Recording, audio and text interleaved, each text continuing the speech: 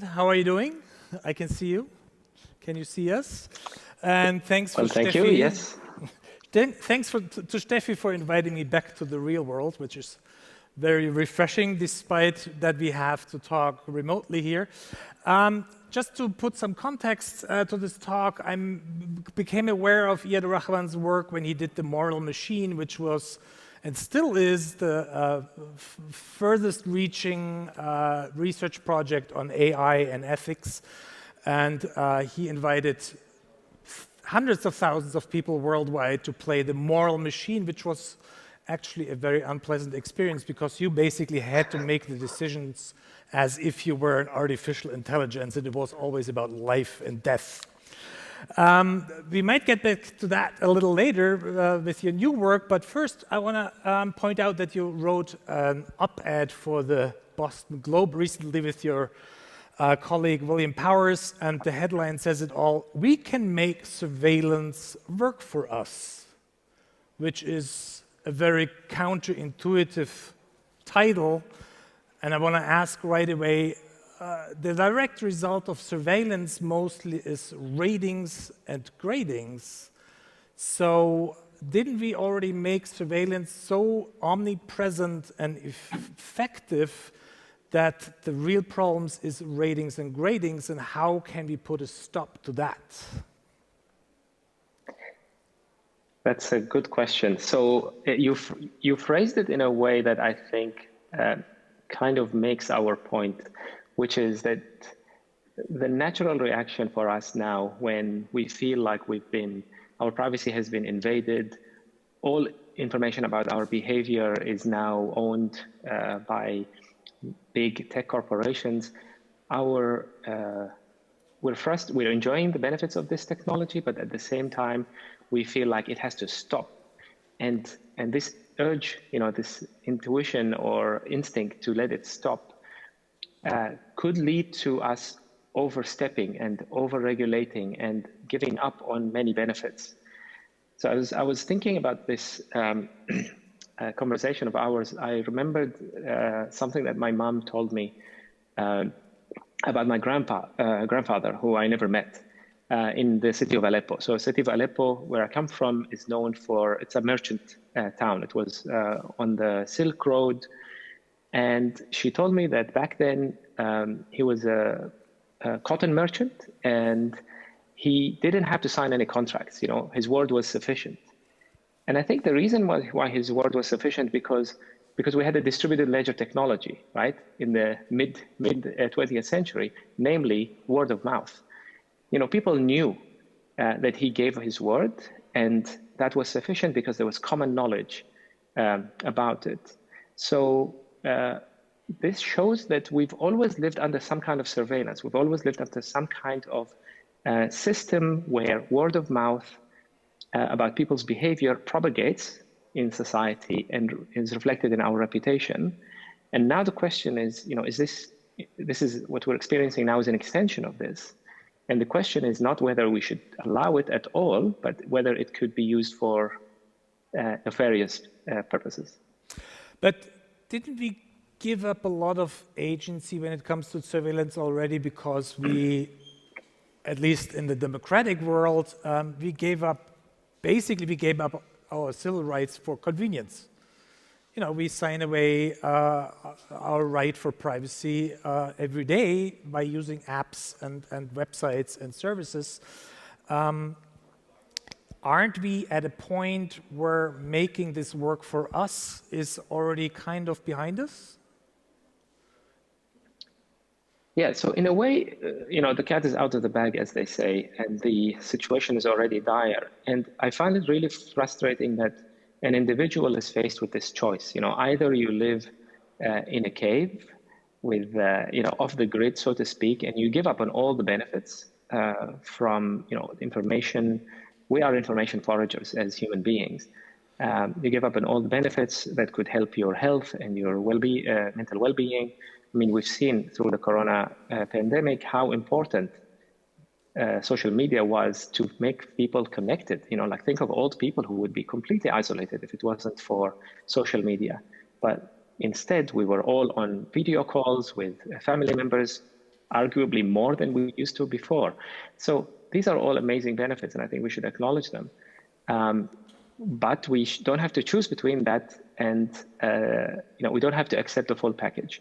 And I think we need to articulate as a society what it is that we consider too far and what we consider acceptable.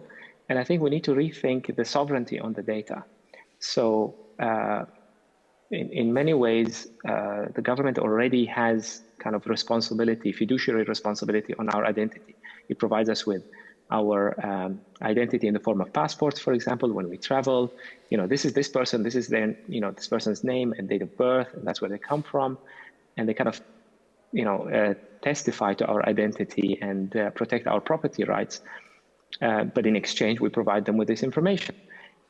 Could there be a similar kind of social contract that extends far beyond this to the realm of behavioral data, so that health organizations can use the data to predict disease and control pandemics and so on, so that we can contribute to this public good and these positive societal uses of information, without also in the same package allowing anybody to use this data for any purpose whatsoever, including manipulation of our behavior and maybe introduction of bad habits, consumption habits, and so on. We're still talking about benefits, so it's an exchange of giving up privacy for benefits. But earlier today, we heard from Hildegard Müller from the car industry, and we heard from Markus Haas from the telecommunication industry. And basically, what they mapped out is a world where AI, 5G, and net cars will become like one new form of a network. So aren't we, with this type of Internet of Things phenomena, entering a time when basically surveillance will also leave the digital realm and become not only just exchange for benefit, but becomes a necessity? Because I assume a car, an electric car that's maybe even self-driving or semi-self-driving, will not function if we don't give up our personal data. It cannot bring us home if it doesn't know where home is. So isn't the urgency for such a social contract now at a point where we can still prevent a lot what went wrong in the last phase of digitalization? Absolutely, and I think there's already a lot of progress being made. For instance, GDPR is one example. The new EU regulations on artificial intelligence is another example. They will become active in a couple of years. I think there's already a lot of movement. I would say Europe is definitely leading the way in this, in that we don't have to figure out every single case, but we can outline broad principles. If you think of what happened in about 300 years ago, there was a revolution in this revolutionary idea, which is that we could, as citizens, provide consent to a government that would then mediate our interactions, and it kind of has monopolistic use of force to some extent. And its power and its sovereignty comes from the citizens, rather than from some kind of divine authority. And that was a revolutionary idea, and we've been working at it for a few hundred years to try and continue to limit, and to refine what exactly it can and cannot do. And I think the same will happen now with AI. It's going to be a learning process, because we're going to basically allow certain things, see how it goes, detect impacts on society, hopefully using a scientific method that is well executed and well informed, and then as a result adapt this kind of social contract, this agreement between society, members of society, mediated by machines in this case, about what we can and cannot do, or what machines can and cannot do. So I think the process has already started, essentially. Okay. So behind every surveillance, behind every algorithm, there's always people with certain interests. How do we keep them from using these algorithms to, again, grade us and rate us? Because, it already started like your insurance, even here in Europe, your car insurance, your health insurance will offer you significant amounts of money if you install a surveillance app in your life or in your car. And we're not talking about a few cents, we're talking about like 30% reduction if you allow them to surveil you for 24 hours a day. So who do we do these contracts with? I mean, we don't do them with the algorithms. We have to basically reinstall new social contracts with human or corporate actors, right? Mm-hmm. And I think that's a good point, because at the moment the relationship is very much, well, to a large extent, and I would say especially in the US, it's a consumer-producer relationship, or service provider. So basically, in the name of freedom of choice, the consumer can opt out of any transaction or any kind of agreement, terms of service with the big tech companies. But obviously, it's not so simple, because they have a monopoly or oligopoly on a lot of these services. So it feels like it's something that the consumer is free to do, but there is an asymmetry in power. And this is where government regulation can actually provide a balance to this, provided you trust that the government can do this on your behalf. And I think in the US, it seems to be, like I've lived there for 4 years just before moving to Germany, there's a lot of distrust in the government. So there's always a sense that if the government gets involved, things will only get worse. Or let's say it's a very popular opinion. Whereas I think in Europe, there's a sense that the government is on people's side, or at least a little bit more neutral. But in the end of the day, there's always people behind the AI. There's always interest, and there's always the opportunity for corruption or abuse of power. And this is not something new. We've seen this before in, when we create bureaucracies, we give power to bureaucrats to control things, and then they may abuse this power, and it's very common. And I think there's an opportunity as well to turn surveillance, and this is one of the points we made in that Bill Powers and I made in the op-ed, which is that we can turn surveillance as well on the government. So surveillance has to be a two-way street. So if we can be allowed to be surveilled and for our data to be collected, let's say in an anonymized format and used to promote the public good, to improve transportation efficiency and healthcare and so on, that's fine, provided we can also surveil the government, we can surveil their efficiency, we can use AI to detect if there's fraud or abuse of power among the bureaucrats and among members of government. And I think then that's a social contract, I think that might work.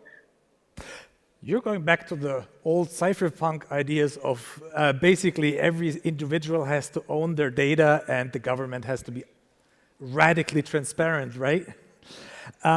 So my question, though, is if there's a new social contract, we're not doing social contracts in nation states anymore. We're doing it in the digital realm, which is like this vast realm. So who do we do these social contracts with? Because, and also as a side questions, how do we treat algorithms in this? Are they merely machines, or are they also actors in this social contract?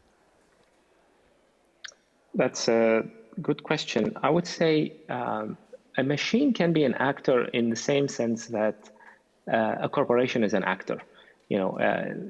Corporations have some kind of legal personhood, or some kind of legal personhood, which means that they can own things. You could sue a company the way that you could sue a person, and so on. So I think it's okay to think of algorithms in this sense. Obviously, they're not exactly human beings, and so I don't think they're actors or they have agency in the same way that humans do. There's ultimately a human responsible behind a corporation. If, for example, members of the board or members of the management executive suite. Now, to your question about who's this social contract with, I agree with you. There's a tension between the sovereignty of nations on one hand and the power of these multinational platforms. And I think this is in the early days, the platforms were moving fast and breaking things, as they say, and people would just adopt them And that's it. That's the facts on the ground. But I think more recently, more and more governments have realized that they could and they should exercise their sovereign powers. To say that, if you want to operate within this region, within the European zone, for example, then you have to abide by these rules, by GDPR. You have to be GDPR compliant, and so on. And I think that's going to be increasingly the case going forward, because it has to be the case. Otherwise, you have no control over what happens. And the corporations have no incentive to basically alter their behavior otherwise. So there has to be, this is where governments' sovereignty provides a counterbalance to this financial power and oligopolistic power of the big companies. This sounds though like very exhausting piecemeal work. Don't we need kind of a supranational entity that can help? Because, I'm a European, but most of my digital services are based in America, and I even have to adhere to American community standards when I act in these digital realms. And at the same time, European politicians run against the paragraph 230 in the American law that basically protects digital companies from responsibilities. So is a supranational entity something that we need, or is that not in your sight? I mean, it's possible. Obviously, I'm not an expert in international law and diplomacy, but let me tell you about our project, The Moral Machine, like in a very specific that you started with.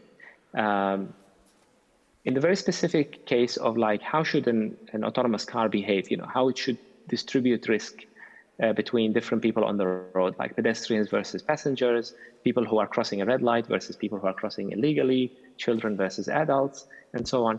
So we had, at the moment, the number is about 8 million people who responded from all over the world, and they've answered about 80 million dilemmas of this nature. And the main finding is that there is broad consistency, global consistency, but there are also cross-cultural differences. We found that collectivist nations like Eastern countries have a slightly different preferential profile. They in comparison with Western countries, for example, that focus on just the number of victims, right? Or countries with a stronger rule of law, they care, citizens there care more about people who are obeying the law when they're crossing the street. And they think this should be taken into account in the decision of autonomous cars. So that's a very specific domain, but it highlights that there is room for both universal rules and kind of agreements, but also local variations. And you could think of like traffic law as the same. There are traffic signs, universal traffic signs that all mean the same. Stop sign means the same thing everywhere. Red is always stop, green is always go, and so on. But there are also local rules about speed limits and who has the right at the intersection and so on. So if you take this idea kind of more broadly, I think there's room for both. And we have already local and international mechanisms for taking care of this. Let's go back to surveillance. And you worked for years in the top of your field in America, and now you work on the top of a field here in Europe. Where do you see the differences in the approach towards surveillance on these two continents, and how do you reconcile these two different approaches in a social contract? Yeah. I think I would say in the US, as I said earlier, it's very much kind of consumer driven. So people voting with their feet about what the social contract is. If they don't like one platform, another platform will be created and people move across. But I think this works up to a point, simply because of economics. There is such a thing called market power and collusion and all of that. So I think there is a limit to this, and in the US they would miss out on that in the presence of like strong aversion to regulation. At the other end, maybe the European approach is kind of aversion. Like I was surprised by how averse, for example, Germans were to like the digital payments and things like this. I think Corona has changed things a little bit, the norms a little bit, but there is a risk of like the citizens being very conservative in introducing digital technologies. And I think it's out of fear of the worst case scenario. And I think it's hard to know what is right in the long run. But I think maybe a kind of measured approach where you allow things to progress as long as you have some kind of mechanisms for monitoring what is happening. And these mechanisms may need some kind of mandate from the government that allows scientists, for example, or auditors to investigate these claims about, is social media addictive? Is social media, does it cause manipulation of election outcomes and so on?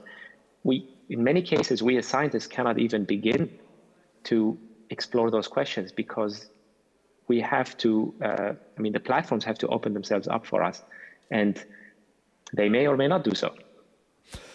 I don't know if you could hear it in Berlin, but there was a gong. That gong means this show is over. I have the feel we could talk for hours, and we didn't get into your new project, which deals with what effects AI, for example, have on our own ethics, and if they make us ethical or unethical. Since we ran out of time, I recommend to everybody listening or being here in the room to go to your website and look into this, because this is going to be possibly a topic we hopefully going to talk about very soon. So thank you very much to you and for taking the time. Thank you for hosting me. And great to see you again. Likewise.